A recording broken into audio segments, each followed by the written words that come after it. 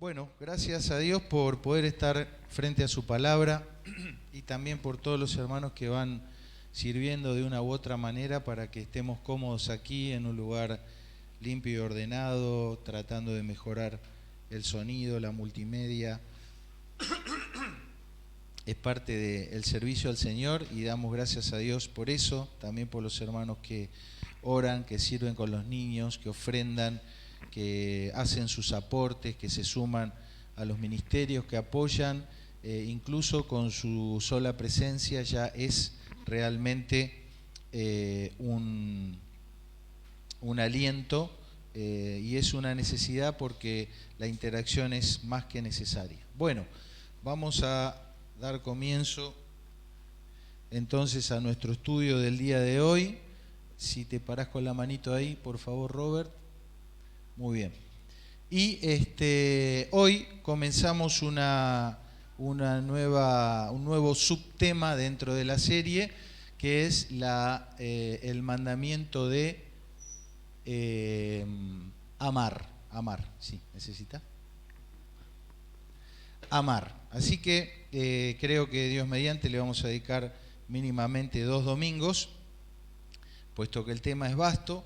Y la instrucción bíblica inicialmente se encuentra en Deuteronomio capítulo 6, versículo 5, donde dice, y leemos todos, y amarás al Señor tu Dios con todo tu corazón, con toda tu alma y con todas tus fuerzas. Y como hemos mencionado ya muchas veces, todo este conjunto de las instrucciones bíblicas las podemos agrupar en 2 categorías, ¿sí? Las promesas de Dios, es decir, de qué manera Dios mismo se compromete a que haya un efecto, un resultado, que su pueblo pueda hacer lo que tiene que hacer, y obviamente un conjunto de procedimientos, es decir, cómo lo vamos a hacer. Insistimos con estas 2 palabritas, Hok y Mishpat, simplemente para poder anclar en nuestra mente con una palabra un conocimiento relativamente nuevo, ¿sí? O novedoso por lo menos. Entonces me gustaría, a modo de introducción, hacerles una pregunta, ¿no? ¿Cómo podemos comprender, cómo podemos tener una dimensión mayor de qué es una ley de Dios, o qué es una promesa de Dios, o un juramento hecho por Dios, o un pacto hecho por Dios, o un estatuto divino? Todas estas palabras son prácticamente sinónimas, ¿sí? Entonces, podemos comenzar nuestra análisis mirando acá. Ustedes saben que desde hace ya muchos años se sabe que todas las el orden del universo obedece a una serie de medidas, de constantes, de cuestiones que funcionan a la milésima de exactitud y que se mantienen así en forma permanente desde la eternidad pasada, ¿sí? Es decir, a qué velocidad gira la Tierra, a qué distancia estamos del Sol, cuál es la ley de gravedad, todas esas cositas que a veces hemos estado estudiando en la escuela, todo eso funciona igual desde el minuto 0 hasta el día de hoy, ¿sí? Y a todas esas serie de variables o serie de cuestiones, de órdenes a partir de las cuales se rige el universo, se las llaman constantes cosmológicas. Fíjense lo que dijo eminente, ¿no?, grandioso maestro de la física, genio, dice: creo en el Dios que se manifiesta en la ordenada armonía de cuanto existe. Y Albert Einstein, como otros grandes científicos, tenía la posibilidad no solamente de mirar y decir, mirá, cómo funciona todo a la perfección, sino que él tenía la habilidad, de hacer los cálculos matemáticos para poder establecer ese orden matemático y perfecto del universo. Es así que tanto Einstein como otros científicos que estuvieron antes y después que él establecieron más o menos unas 20 constantes o cantidades del universo, es decir, cosas que matemáticamente funcionan siempre igual y que hacen posible que el universo funcione y que el universo exista. A tal punto de que si algunas de estas leyes matemáticas, leyes de la física, se alterara en una milésima de su fracción, el universo mismo dejaría de existir. El universo mismo dejaría de existir. Entonces, algunos analistas de esto, después le voy a dejar un enlace para que vean un video, es sumamente interesante, lo llaman el ajuste fino del universo. ¿Viste? Los más veteranos que llegamos a conocer la radio de la ruedita, ¿sí? Entonces, claro, vos le das ahí y, ¿viste? Y cuando le das justo a la señal se hace nítida, ¿no es cierto? Te moves un poquito y ya no se escucha bien. Bueno, con esa precisión, Dios ajustó en su creación cientos y miles de factores a una precisión matemática exacta para que el universo en forma ordenada funcione desde la eternidad pasada y hasta que Él lo disponga con un orden perfecto, ¿sí? Y como les decía, a una exactitud que, aunque mínimamente alguna de estas variables se alterara, generaría la destrucción completa de todo el universo. Entonces, desde las leyes que sirven para que un átomo de nuestro cuerpo se una con el otro, que una célula de nuestro cuerpo funcione con la otra, hasta las leyes que rigen que los planetas y las órbitas y los satélites y las galaxias estén donde están, todo eso funciona conforme a leyes matemáticas de la física exactas que Dios ha diseñado. Y esto, que la ciencia lo describe a partir de ecuaciones y cálculos matemáticos, figura en la palabra de Dios también de esta manera. Observen. Dice Jeremías: así ha dicho el Señor, si permanece mi pacto con el día y la noche, si yo he puesto las leyes, los jukim, los joc, los estatutos del cielo y de la tierra, también conservaré la descendencia de Jacob y de David mi siervo. Es decir, que así como Dios garantiza desde la eternidad pasada y hasta la eternidad futura que cada planeta, cada galaxia, cada partícula de polvo de este universo, cada átomo de tu cuerpo funcione con una exactitud matemática, esas mismas leyes, decretos, órdenes, juramentos que Dios ha establecido y ha diseñado, con esa misma autoridad Dios rige los destinos tuyos y míos.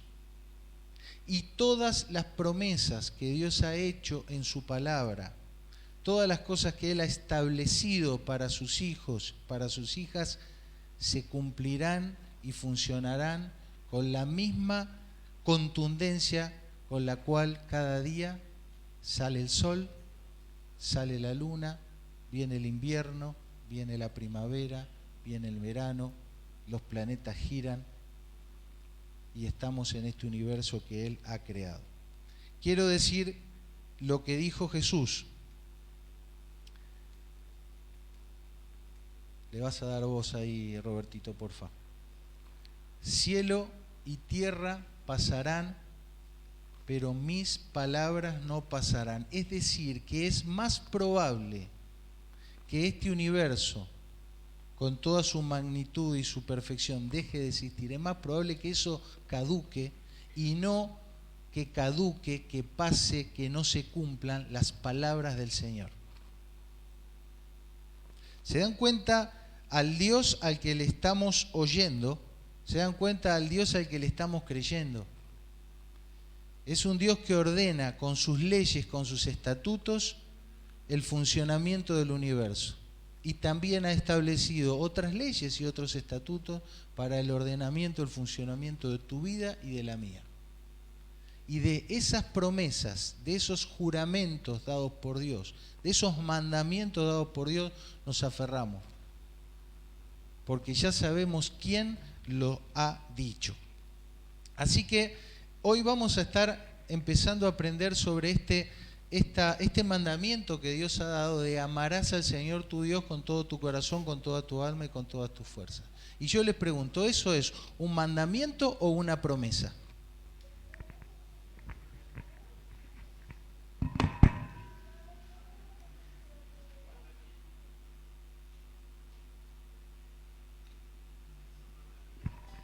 Es un mandamiento, dicen ahí. ¿O es una promesa?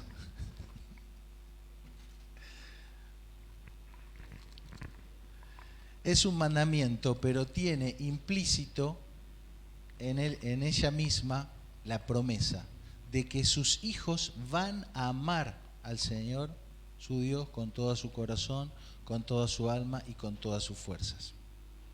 ¿Entienden? Entonces, como en muchas de las instrucciones que venimos viendo, como lo hemos dicho en algún momento en los 10 mandamientos que todos recordamos, no son meramente 10 órdenes que Dios te da y que vos tenés que hacer. Dios mismo decreta, establece, promete, juramenta, da su palabra de que sus hijos van a hacer eso. Porque son sus hijos, son de Él. Y van a tener todo lo que necesiten para poder vivir conforme a como Dios quiere que sus hijos vivan. Entonces, nos quedamos con este concepto. Hoy empezamos a estudiar sobre la instrucción de Dios de amar a Dios. Y esa instrucción tiene un procedimiento que lo vamos a desarrollar el domingo que viene, de cómo amar a Dios, pero tiene implícita también la promesa de Dios diciéndote, yo en mis leyes, en mis juramentos, en mis estatutos, les digo que ustedes van a amar a Dios con todo su corazón, con toda su alma y con todas sus fuerzas, porque son míos, dice el Señor. Bueno, entonces comenzamos el estudio y claro, me fui a la fácil, ¿no? En nuestra época los chicos teníamos que ir al diccionario, ¿no? Ahora Google tiene todo. Entonces puse, bueno, vamos a estudiar la definición de amar, puse definición de amar en Google, 10.400.000 definiciones. ¡Oh! Y bueno, en medicina decimos, ¿no?, que si hay más de una definición o si hay más de una explicación, entonces ya no es tan fácil, ya se complica. Entonces, no vamos a ir a un diccionario ni a lo que la gente piense, sino que vamos a ir a la palabra de Dios. Nosotros tenemos que meternos ahí porque la definición de amar o la definición de amor la tenemos que tomar de ahí, tenemos que rescatar de ahí y no querer inventar lo que ya está inventado, ¿no? Porque podemos caer en el error, en la falacia de definir el amor o definir la acción de amar con algo distinto a lo que Dios ha diseñado. Y como ustedes bien saben, y muchos de nosotros hemos caído en ese error o hemos sido víctima de eso, no siempre lo que la gente llama amor es amor conforme a la definición de Dios, ¿no? Y haciendo un paneo general, sabemos que mucha gente confunde amor con dominación, mucha gente dice, bueno, el amor se terminó, muchas personas interpretan que amar es igual a sobreproteger o a no dejar ir, sobre todo el amor de los padres hacia los hijos. Mucha gente habla del amor al otro, pero en realidad es estar con otro, pero tener una actitud totalmente egoísta y amarme a mí mismo. Mucha gente dice que amar es darle todos los gustos al otro. Mucha gente habla sobre el amor, pero lo único que puede hacer es hablar sobre eso. Y muchos otros priorizan y menosprecian a otros por amar, hacer acepción de personas. Esto es lo que vemos todos los días es lo que en muchas formas hemos sido también por ahí nosotros víctimas, y es de lo que debemos escaparnos o evitar. Por lo tanto, al entrar en la palabra de Dios a ver el concepto de amor, uno antes, por favor, ahí está. Vemos que desde el Génesis hasta el Apocalipsis la palabra amor o amar va apareciendo, pero es como una cortina, ¿viste? Que cuando corres, mientras más la corres, más luz tenés. Entonces, nosotros, gracias a Dios, tenemos ya toda esa revelación bíblica completa y podemos hacer una especie de puesta en común, de resumen, de juntar todos los conceptos bíblicos que hay en la palabra de Dios sobre amor y tener una construcción general de eso, y eso es a lo que vamos a intentar llegar. Entonces, esquemáticamente, cuando hablamos del amor, tenemos que pensar en estos tres momentos, tres instancias. Hay un aspecto del amor o del amar que transcurre en tu interior, en tu esfera íntima. Y ahí está lo que vos pensás, lo que vos sentís, lo que vos reflexionás, y todo eso te va a llevar después a que acciones, ¿no? Esas acciones amorosas que vos vas a tener, va a ser como un paquete, ¿viste? Que vos le vas a entregar ¿a quién? A esa persona o a esa cosa que sea el objeto de tu amor, el destinatario. Puede ser tu cónyuge, tu hijo, una acción amorosa con algún familiar, un compañero de trabajo, un perro, o puede ser una acción amorosa hacia ti mismo, ¿sí? Alguien va a recibir eso que vos elaboraste en tu esfera íntima. Y eso que vos des, que vos entregues, esas acciones amorosas que vos entreguen, va a tener no solo un receptor, sino que va a tener un efecto en la otra persona. Entonces, tenemos que tener estos tres momentos, estas tres etapas en el acto de amar. ¿Por qué? Porque después tenemos que meternos ahí un poquito, ¿no es cierto? Bueno, entonces podríamos decir que amar es una emoción. Pero ¿por qué lo pongo así separado? Porque quiero pensar en emoción no meramente como un sentimiento, sino como un conjunto de cosas que me pasan adentro y que me llevan a mí a accionar, me llevan a moverme hacia el destinatario o el objeto de mi amor, ¿sí? Así como el amor entre un hombre y una mujer, hay una atracción, yo me quiero acercar a la persona amada. Entonces, siempre estamos intentando acercarnos, movernos hacia aquel a quien amamos, ¿sí? Y como ya hemos dicho, están las acciones que yo voy a hacer y los efectos que esas acciones tienen. Entonces, tenemos que poner el ojo, el foco, en estos tres momentos. Es decir, ¿qué me pasa a mí adentro? ¿Cómo proceso yo en mis pensamientos, en mis sentimientos y aún en mi cuerpo? ¿Qué me pasa internamente? Tengo que ver quién o quiénes van a ser los destinatarios de mis acciones amorosas, y después tengo que ver, bueno, qué es lo que estoy haciendo o qué es lo que debería hacer para tener un acto amoroso adecuado, y finalmente qué efecto eso tiene, ¿sí? Porque yo puedo decir, bueno, esto es un acto amoroso de mí hacia él, pero hay que ver cómo le cae a esa otra persona, ¿no? Y todos estos elementos son importantes. No me puedo quedar yo con mi esfera privada y hacerme la cabeza con algo y no accionar, porque si no hay acciones, no hay amor evidente. Y no puedo tampoco simplemente decir, bueno, yo hago lo que quiero porque así lo siento, y la otra persona, bueno, problema de la otra persona. Esto requiere que todos estos factores sean analizados a la hora de pensar en un acto amoroso, ¿sí? Entonces, en resumen, cuando hablamos del amor debemos decir que no es meramente un acto intelectual, ¿sí? Este es un concepto que, por lo menos aquí, durante muchos años en esta iglesia, se hizo un énfasis un poco fuerte de decir, bueno, no, amar es un mandamiento, entonces es tu obligación, tengas o no tengas ganas, vos tenés que amar, ¿sí? Si bien en un sentido hay una verdad, pero seríamos ingenuos al querer decir que un acto amoroso va a ser simplemente una cosa acá de la cabeza, ¿sí? Entonces debemos blanquear esto y asumir que todo acto amoroso tiene una esfera mental, intelectual, racional, pero no es lo único que nos pasa. Entonces eso abarca también nuestros sentimientos, los cuales no deben ser reprimidos ni minimizados, sino al contrario, tengo que preguntarme qué siento, qué me pasa, ¿no? Para hacer una buena administración incluso de mis emociones o de mis sentimientos.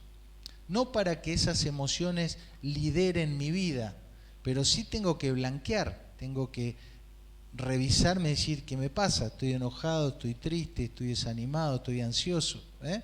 Eso es parte de la autoevaluación que debemos tener. Las acciones amorosas atraviesan todo nuestro sentido y también nos afectan en la esfera corporal, ¿sí? Tanto para bien como a veces para mal, ¿sí? Yo he estado en una situación de conflicto con una persona, no era precisamente una experiencia así amorosa, y ya cuando me entraba el mensaje, que llamaba ella acá, a mí me subía la frecuencia cardíaca y empezaba con arritmia, ¿viste? Dije, acá hay algo que no está funcionando bien, ¿sí? Entonces es importante ese registro que uno hace de sus emociones y también de lo que le pasa en el cuerpo, ¿sí? Todo acto amoroso tiene una motivación interna y profunda. Por lo tanto, debe ser evaluado, analizado con seriedad, porque no es algo superficial. Y por supuesto hay una responsabilidad asumida de los actos y de sus consecuencias. Si vos podés tener un gesto muy amoroso con alguien a quien vos amás, pero no podés soltar la acción y no hacerte cargo de lo que eso genere, ¿sí? Entonces, si te salió bien y todos contentos, bien. Pero si no salió bien por algún motivo, también tenés que ser responsable de eso que hiciste, aunque lo hayas hecho amorosamente, ¿sí? Algo interesante que encontré en el estudio es que la Biblia habla mucho de el verbo amar. O sea, constantemente se menciona la acción y se habla muy poco del amor, del sustantivo, ¿sí? Entonces, ¿por qué es esto? Porque realmente cuando hablamos del amor tiene que ser siempre acción, casi siempre es acción, ¿sí? La teoría, la descripción de lo que es el amor como sustantivo, bueno, algo, pero básicamente es enfocarse en la acción y el efecto que esas acciones producen. ¿Está? Entonces, por eso es que en la Biblia no tenés una definición del amor como sustantivo, sino lo que ves son acciones amorosas que van apareciendo, ¿sí? Por eso se describe, se entiende y se evalúa en base a los hechos. Y como ya dijimos, impacta tanto en quien lo siente y lo da, como en el que lo recibe. ¿Está? Esto a modo de esquema. Por eso Juan dice, hijitos míos, no amemos de palabra, sino de hecho y en verdad. Está claro, ¿no es cierto? Siguiente, por favor. Entonces, la definición más contundente que encontramos es que Dios es amor. Es decir, es como una usina, ¿viste? Es una fuente, una batería de la que surge todo lo otro. ¿Pasó algo, Santi? ¿Está bien? ¿David? Gracias. Lo veo a Santi y me pongo nervioso. Muy bien. Entonces, Dios es amor. Esquemáticamente, y vamos acá a agregar algunas cuestiones más técnicas, teológicas, para que vayamos afirmando conceptos, podemos decir que el amor de Dios y sobre todo el amar de Dios, vamos a hablar siempre en acciones, ¿sí? El amar de Dios es algo que surge de lo que Dios es, ¿sí? No se la tiene que pensar, no se la tiene que construir acá, no, a Él le sale naturalmente por su esencia las acciones amorosas. Y en la Biblia encontramos una fuente del amor que suele describirse como el Padre. Cuando ustedes lean, sobre todo el Nuevo Testamento, el Padre, imagínense la fuente, el origen, la usina, ¿sí? Y esa usina de amor, que es el Padre, ¿cómo nos llega a nosotros?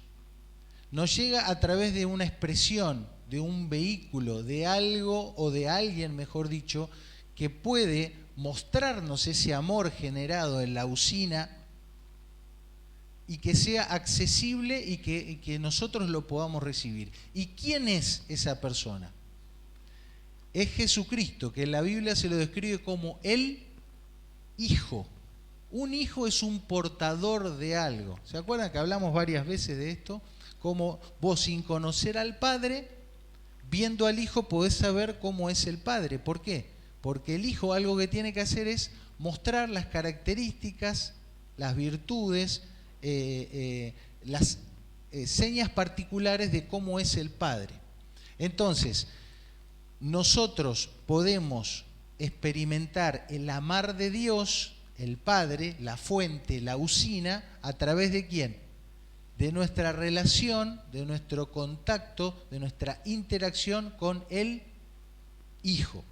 Y después vamos a hablar un poquito de dos actos amorosos evidentes. Pero fíjense qué interesante, porque hoy cantamos, en una de las canciones, cantamos este principio bíblico.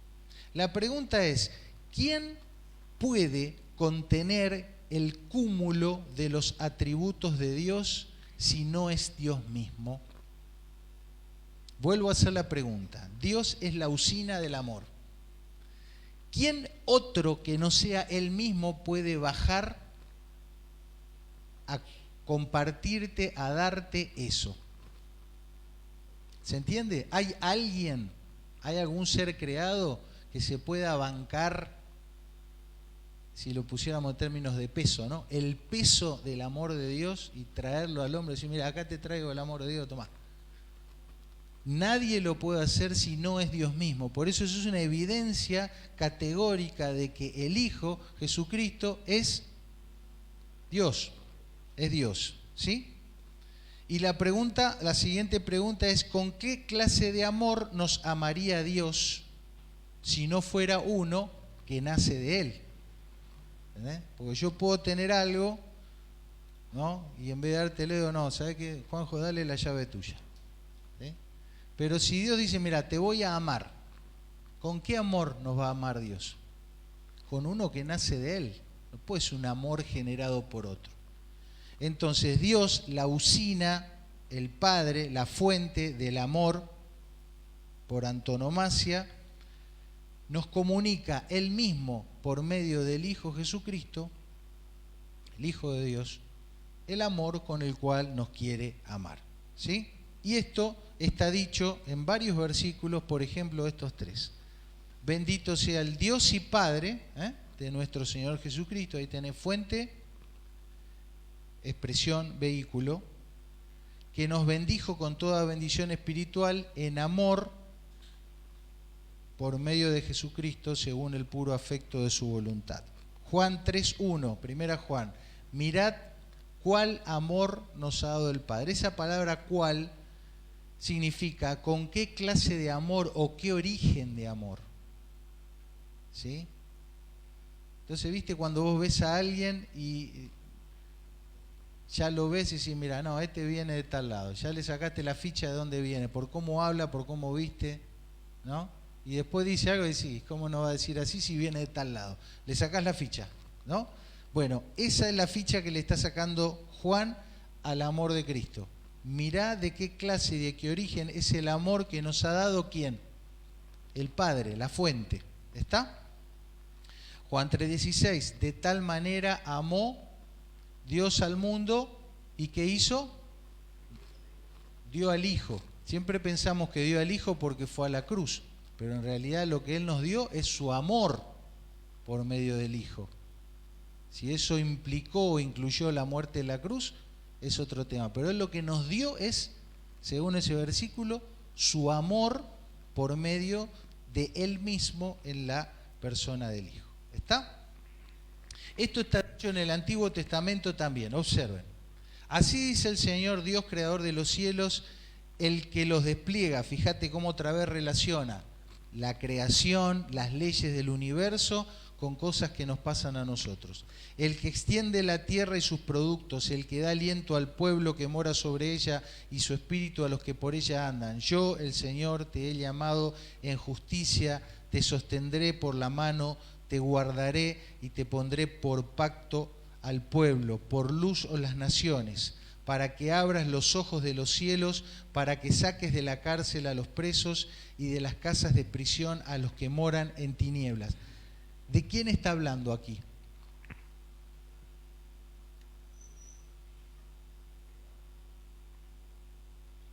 ¿Quién puede tener la misión de ser luz a las naciones, abrir los ojos a los ciegos, sacar de la cárcel a los presos y de las casas de prisión a los que moran en tinieblas? Son palabras que después Jesús mismo dijo. Yo vine para dar libertad a los cautivos, ¿no? Pero acá, ¿quién está hablando? Él. Fíjate el otro. Yo, Jehová, este es mi nombre, y a otro no daré mi gloria, ni mis alabanzas a esculturas. ¿Sí? Entonces, suena medio raro, porque parece que habla de otro, ¿no? El versículo 5 parece que habla de otro. Un otro que tiene que hacer una cosa tremenda, ¿no? Dar libertad a los cautivos, ser luz a las naciones. Nosotros sabemos que el que hizo eso fue Jesús. Y después en el 8 te dice, bueno, este es mi nombre y a otro no daré mi gloria. Es decir, Dios no puede dar su gloria, su relevancia, su nombre, su fama a otro que no sea él mismo. Él se autoproclama. Y se autoproclama haciendo lo que dice ahí arriba, es decir, amándonos a través de todo esto. Bueno, uno más. Esta es la parte como más teológica, digamos, pero queremos siempre dejar un poquito de estas cosas que son abstractas, pero son las bases de nuestra fe, ¿sí? La deidad de Cristo y entender que Cristo no es un ser creado, no es un ángel, no es un líder, no es un revolucionario religioso, no es nada de eso. Él es Dios, el Hijo, dándonos el amor del Padre de la fuente y haciendo lo que solo Dios puede hacer, ¿sí? Entonces Felipe le dijo algo que todos querían conocer en esa época. ¿A quién querían conocer todos? Al Padre. Todos querían conocer al Padre, a la fuente, porque Él habita en luz inaccesible, nadie le vio. ¿Entendés? Entonces Felipe le dice, bueno, Jesús, ya que hiciste tantos milagros, seguro vos lo conocés, mostranos al Padre, ¿no? Es imposible eso, es un imposible lógico. Entonces Jesús le dice, el que me ha visto a mí, ha visto al Padre, porque es Dios manifestado a nuestro alcance, ¿sí? El último pasaje, Efesios 5:2, dice, como Cristo, siguiente por favor, como también Cristo nos amó y se entregó a sí mismo por nosotros. ¿Quién otro se podía entregar en amor? Nadie. Tenía que ser Él mismo, ¿sí? No podía Dios enviar a nadie más. Bueno, cuando hablamos del amar de Dios, cómo ama Dios, encontramos en la Biblia muchas analogías o metáforas, es decir, cosas que para nosotros son fáciles de entender, porque son de la vida diaria, pero que nos permiten comprender una verdad mucho más grande, ¿sí? Un Dios que es inmenso, nosotros lo podemos entender un poquito a través de alguna cosita de la vida diaria que Él use como comparación. ¿Está? Entonces hay dos metáforas o dos comparativas que se hacen para que nosotros podamos entender cómo es el amar de Dios, ¿sí? Y una de ellas es la metáfora o la figura del esposo, ¿sí? Ya todos nos imaginamos lo que puede ser un amor conyugal entre esposos, ¿sí? Tiene estas características. Por supuesto va a tener un deseo apasionado, es decir, hay una pasión, hay un interés que abarca todo, no es solo mental, no es matemático, no es aritmético, ¿sí? Tiene que ver con todo el cuerpo puesto hacia el acercamiento hacia esa otra persona, con quien uno quiere estar unido en forma cercana, íntima, ¿sí? A ese alguien. Incluye todos los aspectos de la vida. El esposo, ¿qué hace? Cumple con su deber también, ¿sí? Pero también, ¿qué exige? Fidelidad, ¿sí? ¿Y qué hace también el esposo? Denuncia el adulterio. Pero también el esposo, amante, amoroso, que nos describe la Biblia, procura la restauración de la relación. ¿Se acuerdan cuando hablamos de la justicia? Que dijimos que Dios es justo. ¿Y cómo es la justicia de Dios? Restaurativa, ¿sí? Quiere restaurar las cosas. Entonces, no vamos a hablar acá de nosotros como esposos, pero quiero que tomen la metáfora para que observemos cómo es que Dios se quiere relacionar con nosotros, ¿sí? Recuerden que estamos tratando de entender cómo ama a Dios, cómo es Dios amando. Ama a través de acciones. ¿Cómo son las acciones de Dios? Parecidas a las que tendría un esposo con su esposa. Un deseo de estar unido, de tener algo cercano e íntimo, de estar en todos los aspectos de la vida. Un Dios que cuando ama cumple con sus deberes, pero que un Dios que ama también exige fidelidad y te dice, me engañaste, me fuiste infiel en el amor que yo te estoy dando. Pero un esposo que también busca la restauración. Algunos versículos que hablan de esto. Fíjate, es poético y no voy a hacer muchos comentarios, trabájenlo ustedes en sus cabezas. Recuerden, es la relación amorosa de Dios contigo, conmigo, ¿sí? Es entre Dios y vos, olvídate de cualquier otro humano, ¿sí? Es de Dios contigo. Pues como el joven se desposa con la virgen y como el gozo del esposo con la esposa, así se gozará contigo el Dios tuyo. ¿Se entiende? Es fácil, ¿no? Ese amor especial, único, irrepetible entre esposos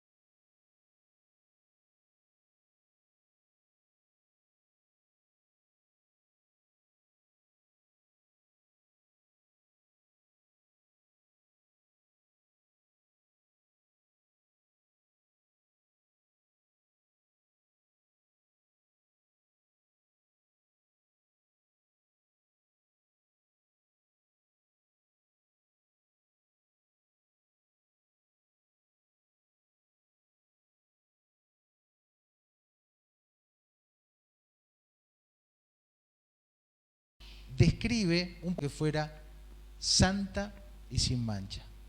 ¿Alcanzamos a ver cómo es el accionar amoroso de Dios como si fuera un esposo? Todo lo que Dios quiere hacer por nosotros. Bueno, una historia de amor que Dios dejó escrita, dramática, porque está marcada por la infidelidad y por el adulterio, es la historia del profeta Oseas con una mujer, con la cual él se casó sabiendo que lo iba a engañar, de entrada. Pero en esta historia se destaca el accionar del esposo que va en búsqueda y va hacia la restauración de esa mujer que le fue infiel. Es hermosa la historia, léanla después. Saqué estos 3 versículos. Ahora descubriré yo su locura delante de los ojos de sus amantes. ¿Te das cuenta que a Dios no se le escapa nada?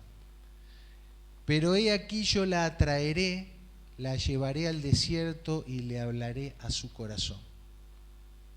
Y después le dice, te desposaré conmigo para siempre. Te desposaré conmigo en justicia, en juicio, en benignidad, en misericordia. Te desposaré conmigo en fidelidad y conocerás a Jehová. Este es el Dios que tenemos, Dios que nos ama y que nos busca, aunque estemos tirados en el peor chiquero de la infidelidad. Ahí va a hablarnos al corazón y a buscarnos. La segunda metáfora es la metáfora de la madre, porque Dios es el Padre como la fuente, pero cuando Dios tiene que hablar de Él como un Dios que nos ama, no usa la figura del Padre, usa la figura de la madre, ¿sí? Y la figura del amor de la madre tiene por lo menos estos 4 ingredientes. Es un amor entrañable, claro, si nuestra madre no estuvo ahí, en las tripas, ¿no? Ahí nos empezó a amar, en sus tripas. Es un amor incondicional, es una unión vital, ¿no es cierto? Cordón umbilical, estamos unidos ahí. Y es un vínculo irrompible, ¿sí? Entonces, así es el amor de la madre. Lo mismo que con lo que describimos anteriormente, tal vez no sea nuestra historia personal, pero todos entendimos la metáfora. Y en esta noche no estamos para hablar de nuestras historias. Estamos aquí para aprender cómo Dios nos ama. Vinimos a aprender cómo Dios nos ama. Y Dios nos ama maternalmente con un amor que le nace de las tripas, que es incondicional, que nos une a Él vitalmente para siempre. Ese es el amor de Dios. Así es como Dios ama. Observen.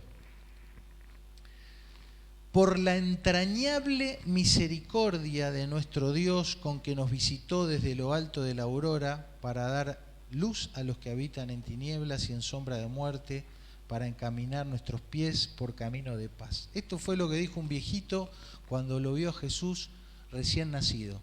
Y él supo ahí, tuvo revelación de Dios de que ese era el Cordero de Dios que venía a pagar el precio y a generar esa reconciliación amorosa. Entonces dijo, acá se está manifestando el amor entrañable de Dios, el amor maternal.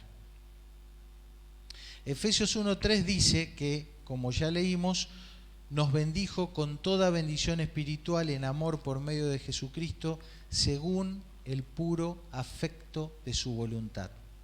También hace una referencia a ese amor único, indescriptible, entrañable de una madre hacia el hijo. Filipenses 1:8, porque me es testigo de cómo os amo a todos vosotros con el entrañable amor de Jesucristo. Jesús, lamentándose sobre Jerusalén y la gente que había ahí arriba, dice, ¿cuántas veces quise juntar a tus hijos como la gallina junta a sus polluelos debajo de las alas y no quisiste? amor maternal, mamá gallina. ¿Está? Fíjense esto, tremendo. Isaías 49:15.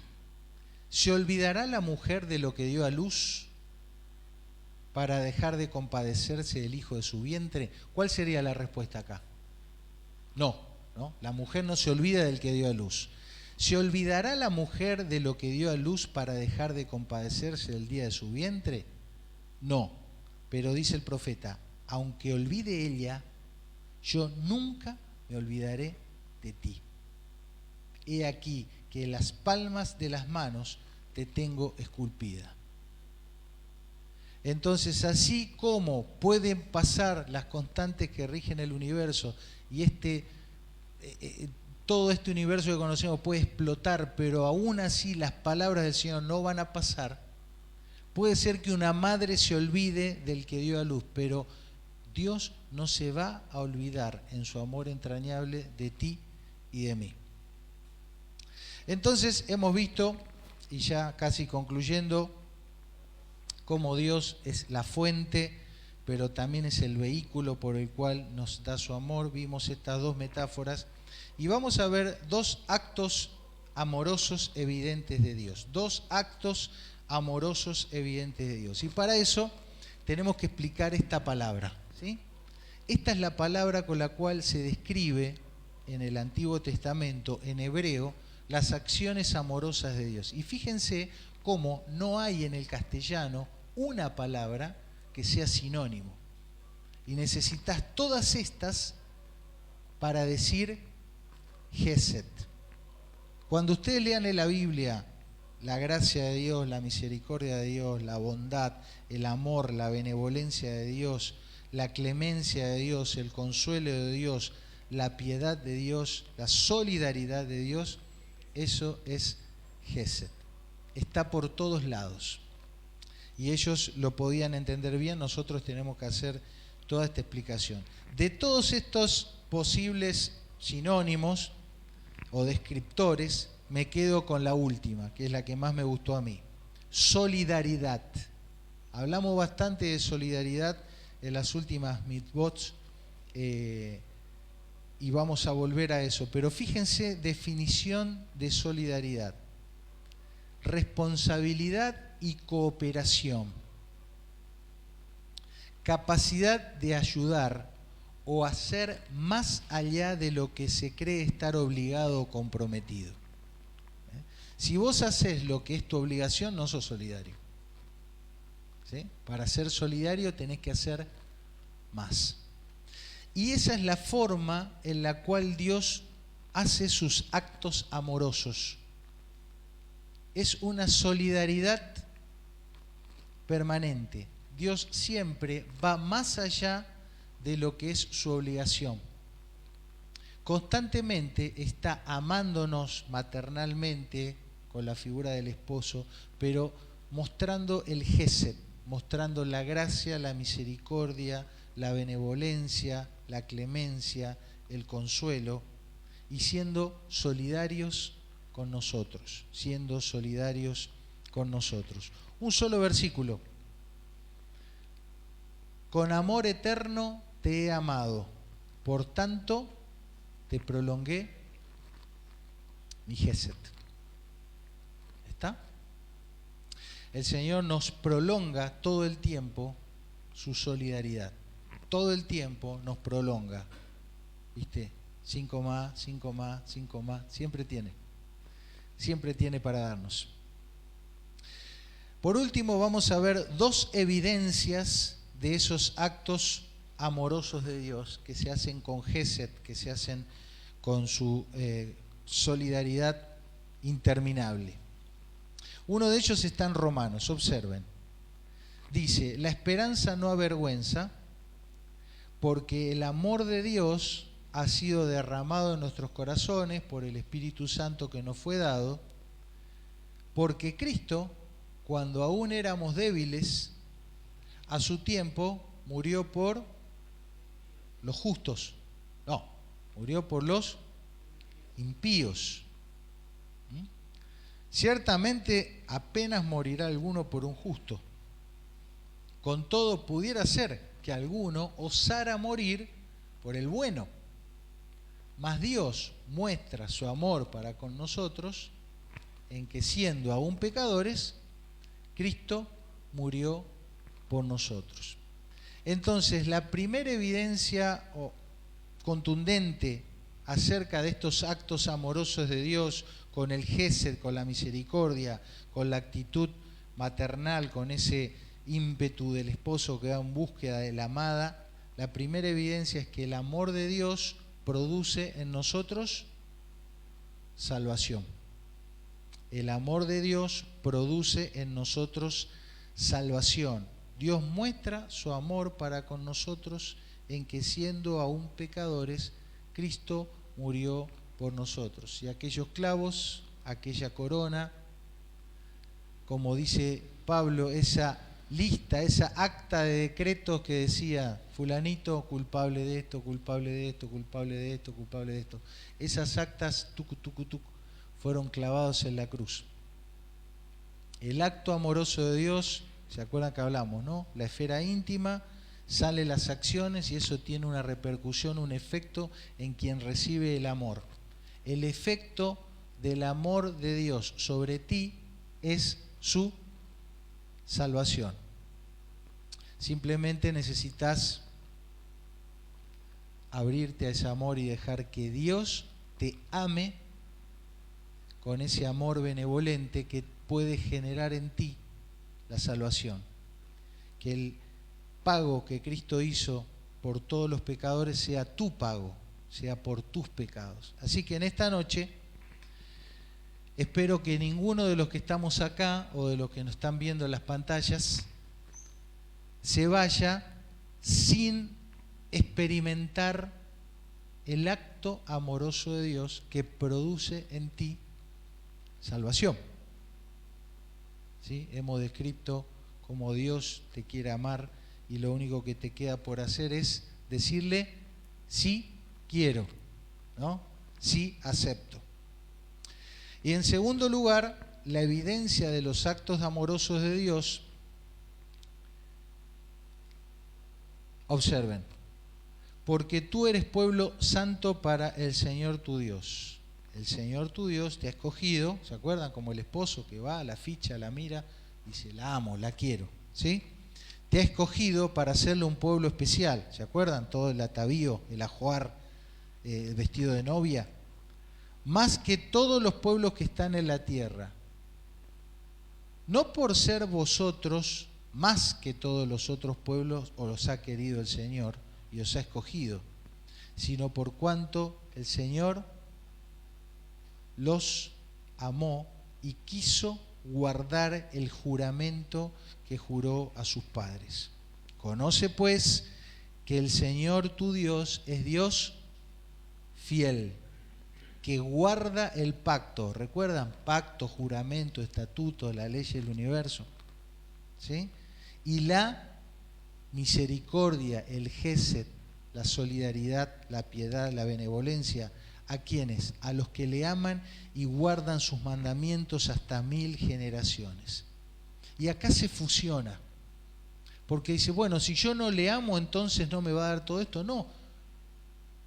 Los que son amados por Él, ¿qué van a hacer? Van a amarlo y van a guardar sus mandamientos. Porque es la obra que Él hace en nosotros. ¿Cuál era la figura del esposo?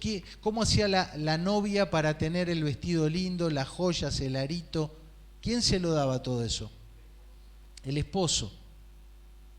¿Quién es el que la purificaba y se la presentaba a sí mismo santa y pura cuando leemos en Efesios? El esposo. La obra amorosa es de Dios sobre nosotros. Y porque el mero hecho de haber sido objetos de su amor y habernos dejado amar por Él, ¿qué vamos a hacer? Le vamos a amar y vamos a guardar sus mandamientos hasta 1000 generaciones. Entonces, el segundo efecto, la segunda evidencia de los actos amorosos de Dios es nuestra santificación, nuestra distinción. Él nos hace distintos, especiales, obedientes, guardadores de sus cosas. ¿Por qué?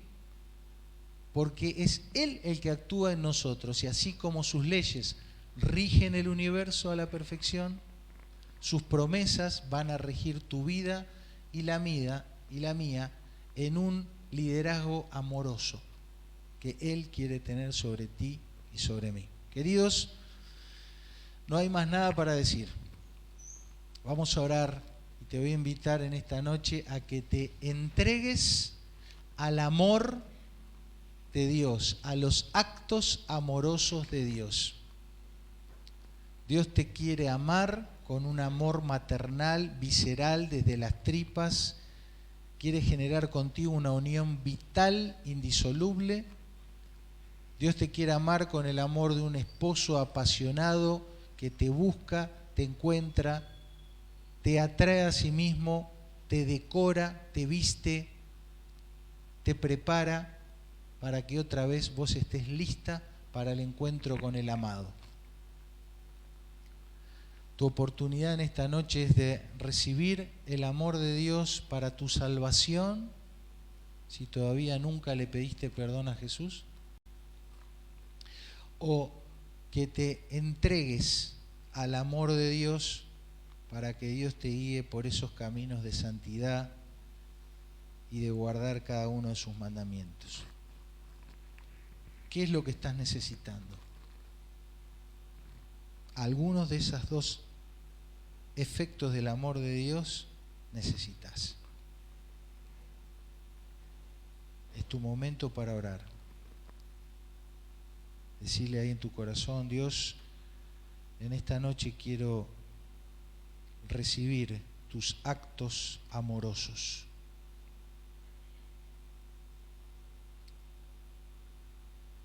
Señor, has venido tú mismo a amarme, no has enviado a otro, y el Hijo, Jesús, ha venido a demostrarme y a darme tu amor. Te pido perdón por mis pecados.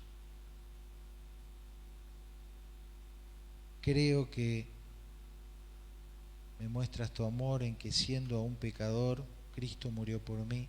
Te pido perdón y lo acepto. Acepto tu amor, Señor.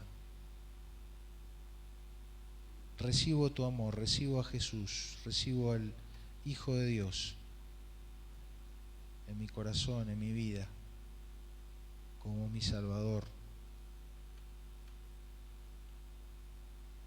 Y así también, Dios, quiero vivir experimentando ese amor constante, esa misericordia que se renueva cada mañana, esa solidaridad, y tener una relación contigo vital, entrañable, y experimentar tu cuidado y vivir en fidelidad a ti, porque tú eres digno, porque me lo pides, porque